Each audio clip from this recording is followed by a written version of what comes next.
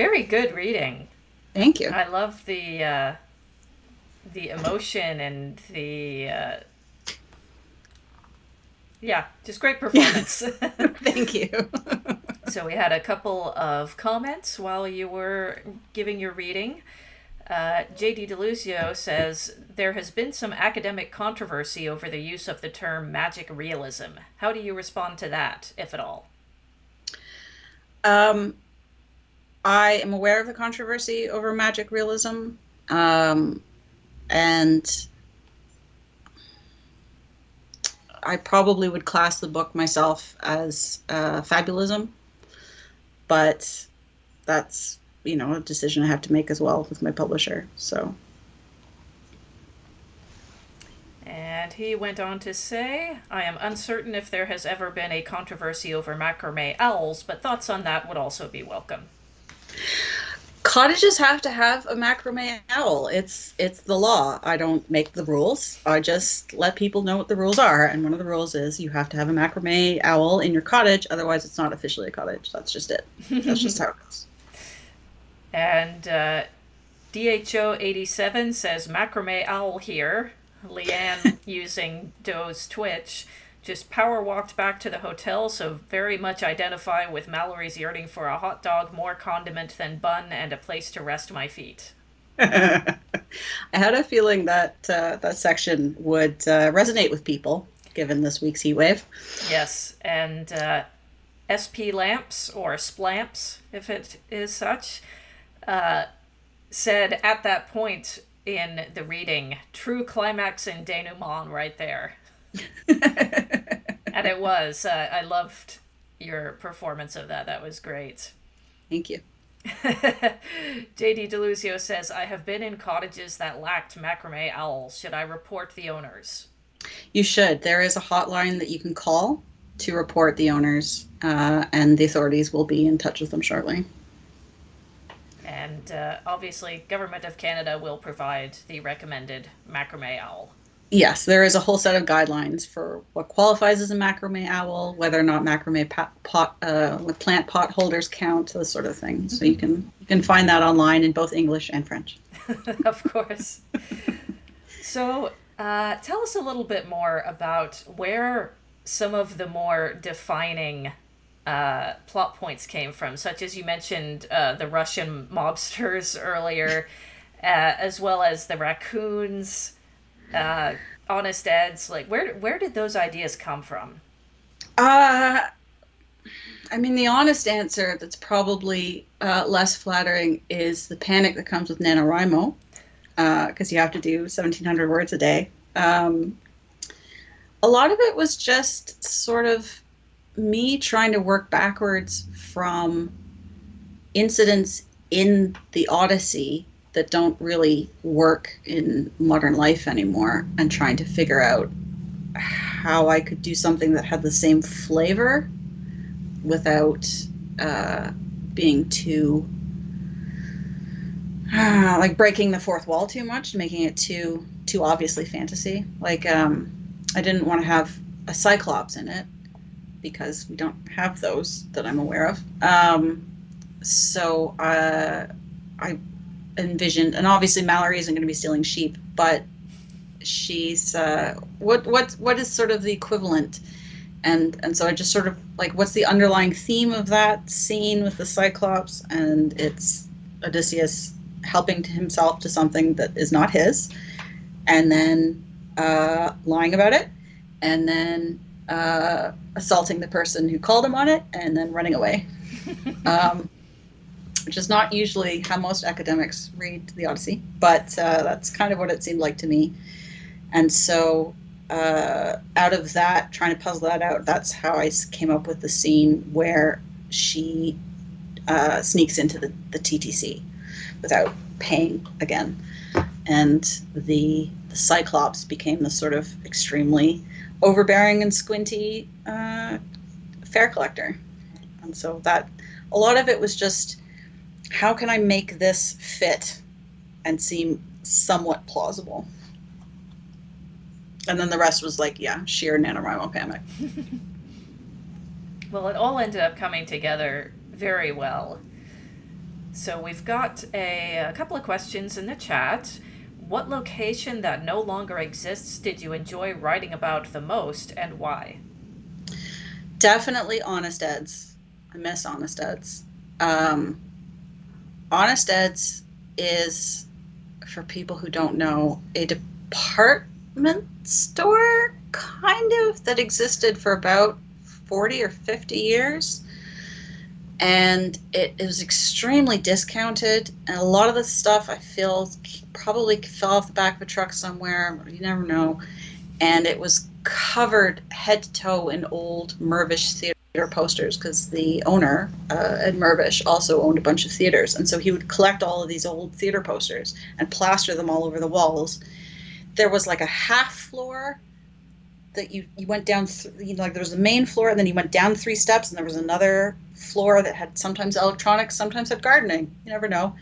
And then there was like 3 staircases that went in different directions that all led to different stuff that like, and as someone who didn't live in Toronto but was sort of making trips to Toronto, it felt like every time I went into Honest Ed's, it was a different place. It was still the same building, but the inside kept shifting around.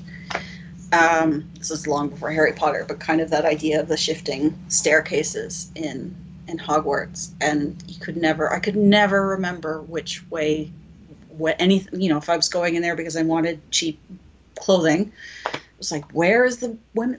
It was always somewhere different, it felt like. And then to get back out of it, you had to go through almost like this maze. They would set up all these tables, and so there was no clear-cut path to anywhere. And the tables were made out of like plywood. Like it was so janky, but it was so beloved because it was just like a landmark, and it was ours. And I miss it. It was torn down for condos. So getting to revisit Honest Ed's while I was writing it was, I think, my favorite part, because I had to really try to remember where everything was and how it was, and all the little details, like the weird smell in the basement part of it, like just that local color that you can't really replace. Mm-hmm. Yeah. Now, Pizza Cat Adventures says it was so good to experience it again through the book. Splamps says Honest Ed's gave away free turkeys at, was it Thanksgiving, Christmas? They did give away free turkeys at Thanksgiving. That was well known, and there would be lineups around the block for free turkeys.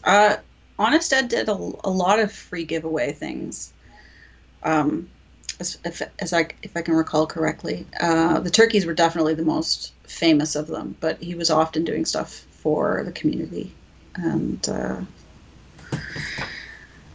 yeah, so it's not inconceivable that it would be the sort of place. Malory crashes the party later on in Honest Ed's, and she's like, I thought maybe you were giving away free food, because it was the sort of place where they might have given away free food. I couldn't find any information as to whether or not Honest Ed's was doing anything during the blackout, and that kind of makes me a bit sad. But on the other hand, I got to make it up, and if it's not right, a wizard did it. Exactly.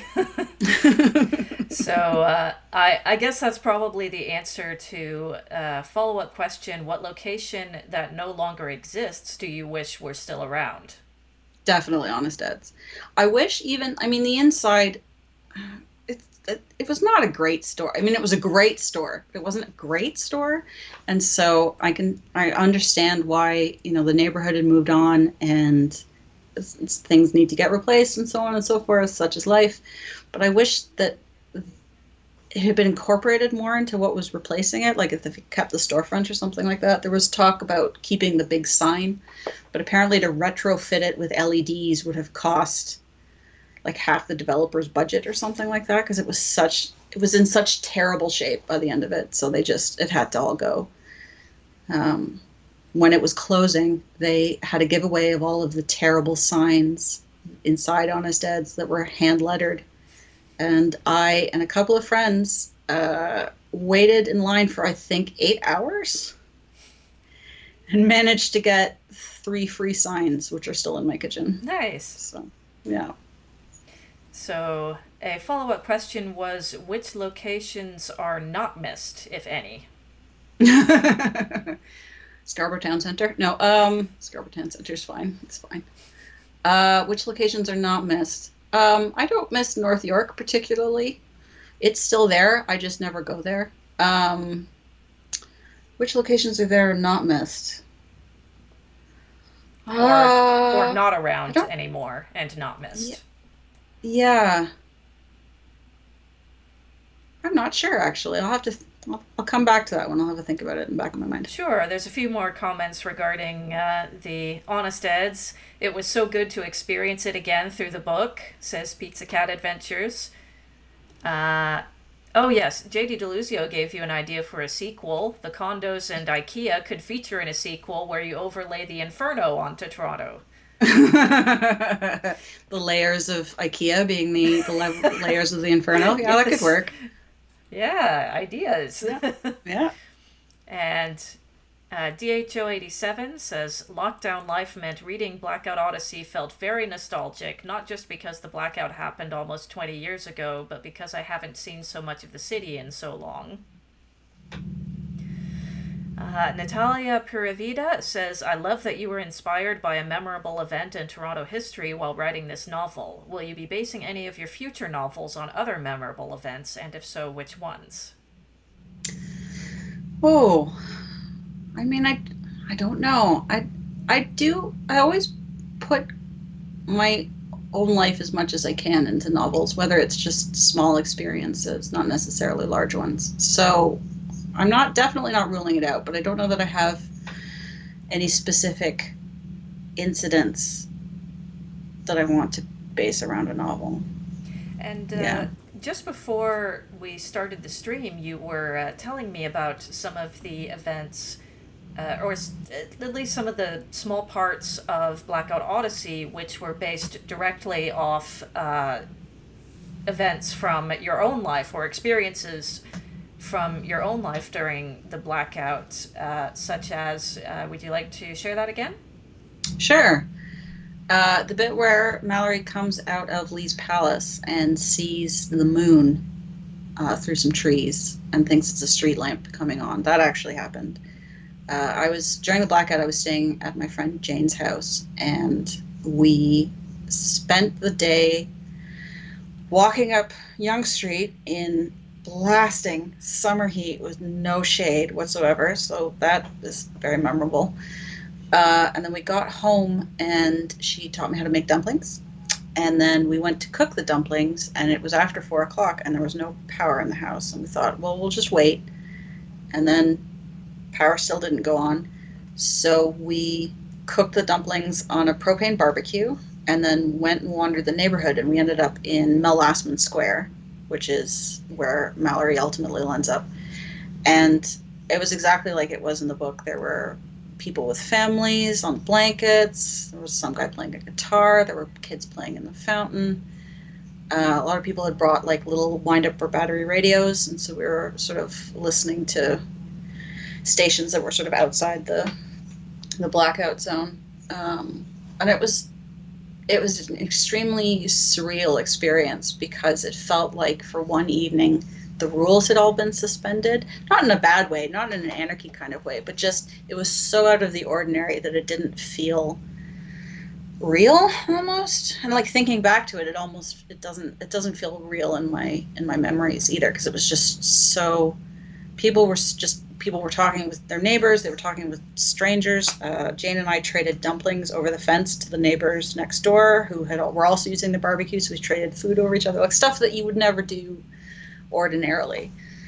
And that was really kind of special, which is probably why it stuck with me for so long. And then, the other thing that made it into the book that's still incredibly embarrassing is that Malory doesn't realize that cell phone towers don't work in a blackout, and so she's holding onto the phone with a 1-bar battery just in case she needs to make that emergency call, and then there's no signal, and she didn't realize it. And that actually happened to me because I was very new to cell phones. I had my first one, which actually was a little brick Nokia, and I did not realize or didn't think, it just didn't occur to me that they don't work the same way that landlines do.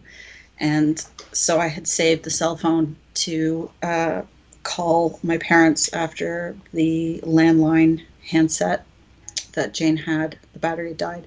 And so I was like, I'll use my cell phone. That's fine. And there was no signal. And I was just like, what is that? What?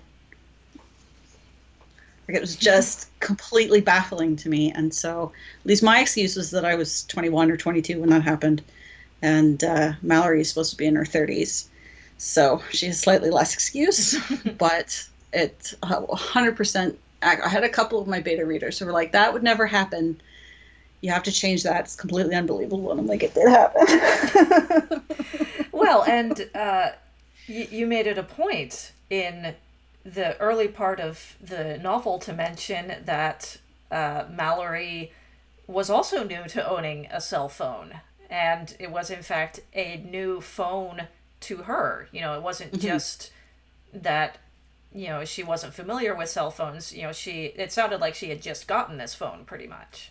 Yeah, she had just gotten the phone. Cell phones were not something she's not a techie sort of person, so she would not have investigated how cell phones work or anything like that.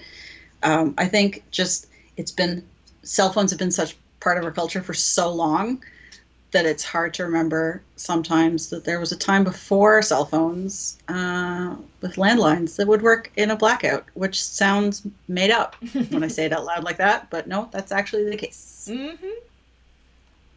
Okay, so we've got a few comments in here. So JD Deluzio asks, did you find it easier to write about the blackout during the lockdown? I see some potential parallels there. I wrote about the blackout in 2017, so quite a while before the lockdown happened. It was, yes, because we signed the book like late last year. September 2020, yeah. Which was always a bit weird because I wanted to celebrate it and be like, oh, I've got a contract for my first novel, I'm so excited. Yay, I can't really crow about this because so many people I know are having a hard time right now. And I was blown away when I was looking up Blackout Odyssey online, and I found that you had sent this book out to 126 different 128 you were the 8 publishers. Yep. And before it got to me, and I was lucky enough to get to publish it, and it's just a wonderful reminder to everyone to keep at it, because when I got the manuscript, it was quite clean. There was very little editing that we did until it got to this point. And it's gotten some wonderful reviews from Publishers Weekly, from Booklist, and it's just hard to believe that, you know, it would get that many rejections, and I'm so honored to have gotten the chance to publish it. Well, thank you. Thank you for saying all of that and for picking it up in the first place. My pleasure. Let's see. Splamps said, I saw the Milky Way for the first time while in Toronto, which is kind of mind-blowing. Yep.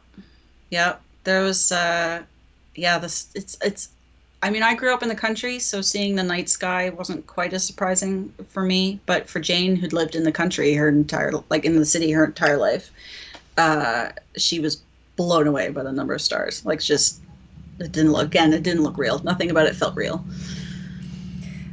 Lilith says, my housemate's mom was visiting from Jamaica and complained of the heat. So there you go. Yep. Grace S-C-Y Seibold? Grace Seibold says, I was living in Quebec during the blackout, and my dad phoned me to ask me to look up something on the Queen's University website because he didn't have internet, but of course their server was within the blackout zone and was down, which neither of us realized. So, kind of in relation to the cell phone. Yep. And Splamps agreed. I would still identify with Malory's ignorance of cell phones even now. And Thank you. I would definitely agree with that. DHO87 says, imagine if the blackout happened now. Or not. 2021 is already too much. 2021 is too much. Leave it for 2022. Yeah, I mean, the nice thing about it happening in 2003 is just how much stuff was still hardwired. Mm-hmm. Like you could still use phones. You just had to use a payphone or a landline.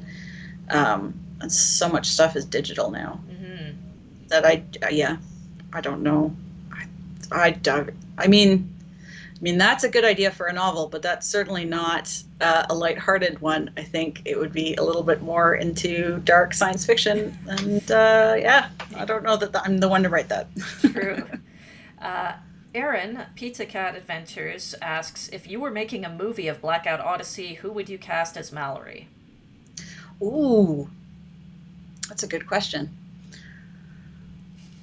I don't know. I think it would have to be a sort of maybe like a Zoe Deschanel type, someone who's kind of cute and charming, because Mallory relies a lot on being cute and charming to get out of situations that she's gotten herself into. Um, I don't know that she's necessarily like a bombshell type, but I think she's definitely got she'd have to, it would have to be someone with a lot of charm. I don't know. I haven't thought about that. I'll have to think about that. Also asks, and who would play Mcdreamy Dylan? Oh, Mcdreamy Dylan. Um, Dylan is based on someone that I actually know. Who would play them as an actor? Those are really good questions, and I'm definitely going to be thinking about them. And I don't know if I'll have answers in the space, but believe me, we'll have answers eventually. You'll have to post it on Twitter. Yeah. And if you'd like to share your Twitter handle with the audience so they can keep in track. Sure. My Twitter is V Feistner, so my first initial and my last name. I post semi-regularly. I've also got a blog that I try to once a week, which is at victoriafeistner.com. Thank you. JD DeLucio kind of followed up your dark story idea. During a pandemic, a blackout hits the eastern seaboard, making the zombies even more dangerous. Yeah, not a lighthearted book. No, I think Chuck Wendig also wrote that book already. Quite probably. He also asks, who would score the movie version? Would you go instrumental or pop soundtrack? I would definitely go with an indie pop soundtrack, because it's not a tense sort of novel. I tried to make it very bouncy and energetic. And I think if I was scoring a movie, I would use songs from 2003-ish, like that sort of era, but I would keep it like as indie as possible, just quirky songs. Also, there would have to be someone doing Mariah Carey songs on banjo. That would have to be on the soundtrack for sure. Absolutely. All right. Aaron asks a very specific question here. If you could have any baseball player be the narrator of an audiobook version of the book, who would it be? I have no idea. Baseball player? You know what? The only baseball players I can think of at the moment are the ones from the Simpson episode. That's exactly what I was thinking. So I'm going to go with Daryl Strawberry. Excellent. That's my answer. And in the chat, there's a response, Pitt D. Elder. Lord Palmerston. Runner-up, what pop culture icon as narrator? Pop culture icon. Well, it would have to be someone who's Toronto famous, for sure. I don't... I kind of want to say Mike Myers. I mean, he's definitely not where he was in 2003, pop culture-wise, that's for sure. But I think he would bring a lot of humor and energy to the reading, which I think it definitely definitely needs. And he would definitely have the right Hoser accent, which is important. And he would also know most of the locations in the book, so I feel like that would resonate through it as well. So I'm going to stick with that one. Good call. I know he's on the other side of Canada, but I could also see Ryan Reynolds giving a very spirited performance of I this could audiobook. I could also see that as well. Yes. That he will be my backup if Mike Myers is not available, but I'm pretty sure Mike Myers is. And JD Deluzio suggests Tatiana Maslany. Mm. She would be very good too. She was the main actress from Orphan Black, I believe, which was shot in Toronto and set in Toronto. And actually has, there's one scene in the first season that has a logo that I designed for a coffee shop featured prominently in it. So that's kind of Oh, funny. very Yeah, cool. that's my little connection because I, another life, used to be a graphic designer. Um, yeah, she could also do it well, and she would resonate as well. But I don't know. She could do comedy? I'm not familiar with the actress. I never saw Orphan Oh, Black, oh, so okay. I'm not the Yeah, one to ask. yeah, fair enough. Yeah. All right, so it is 6:53. We've got about 7 minutes left. If you have any other questions or comments, chat, feel free to chime in. Do you have anything else you'd like to add, Victoria? I don't think so. These have been a lot of fun questions to think about, especially since, yeah, I wrote the book in 2017, so I've had to really sort of dig through the archives to like, why did I do that way? So it's been a really fun conversation. JD points out that Tatiana will be playing She-Hulk in the MCU, and that takes a sense of Ah, humor. okay, that definitely, then she is definitely on the list for sure for auditions for Blackout Odyssey, the audiobook. And Splamps asks, do you have any other plugs? I don't. Oh, I do.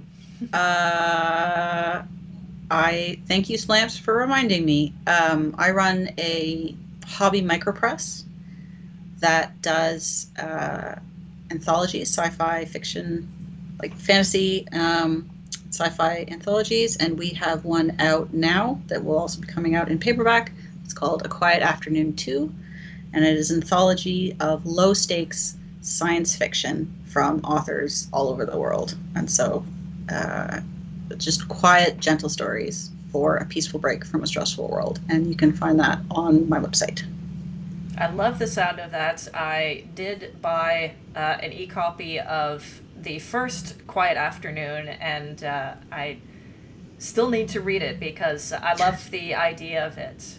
And I've been seeing you've been posting, tweeting a lot of previews of stories in it lately. Yes. We got very excited. The first book did fairly well. I think we had about 75 submissions, and we picked, I think, 9. The second book, we had 450 submissions. Wow.